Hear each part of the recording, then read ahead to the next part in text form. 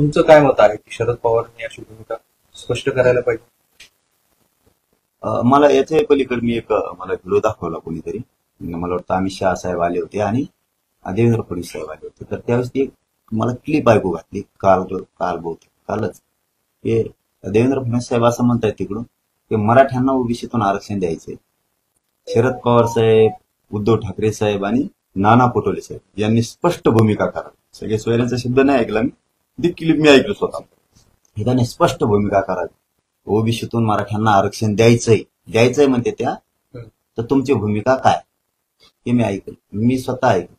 जर त्यांची ही क्लिअर भूमिका असेल तर मग हे जे 3 नाव घेतले यांनी क्लिअर भूमिका सांगायला पाहिजे की मराठ्यांना ओबीसीतून आरक्षण द्यावं. क्लिअर सांगायला पाहिजे त्यांनी सुद्धा. कारण मी स्वतः ऐकल्याशिवाय मी बोलत नाही, मी लोकांवरही करत नाही. जर त्यांचं तसा शब्द असेल तर यांनी स्पष्ट सांगायला पाहिजे मराठ्यांना ओबीसीतून आरक्षण द्यायला पाहिजे. आणि जर ते म्हणत नसतील तर सरकारने बिनधास्त मराठ्यांना ओबीसीतून आरक्षण दिलं पाहिजे. कोणाची वाट बघायची गरज नाही, कोणाचं मत घ्यायची गरज नाही आणि कोणापासून काही गुंतलेलं सुद्धा नाही. मराठ्यांनी तुम्हाला बहुमत दिलेलंच. हेच मराठी तुम्हाला पुन्हा डोक्यावर घेऊन नसते, काही गरज नाही. तुम्ही एकदा विचारलं, नाही सांगितली त्यांनी त्यांची भूमिका, तर तुम्ही क्लिअर कट देऊन टाकायला पाहिजे. लोटालाटी नाही केली पाहिजे याच्यावरून त्याच्यावर. त्यो मनाना म्हणून आम्ही द्यायला, मग ते नाही म्हणले मग आमचं वाटोळ करता काय? ते समजा नाही म्हणले मग काय, आता तुम्ही वाटोळ करता का आमचं?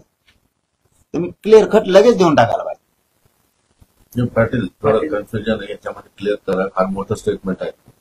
फडणवीस, शरद पवार आणि उद्धव ठाकरे यांना म्हणाले की ओबीसीतून आरक्षण द्यायची तुमची भूमिका आहे, हे खरं? मी ऐकलं म्हणतो ना, मी ऐकलं म्हणून. काय म्हणाले त्यावेळेस ते 2 व्हिडिओ होते त्याच्यात. तर ते असं म्हणाले की मराठ्यांना ओबीसीतून आरक्षण द्यायचंय.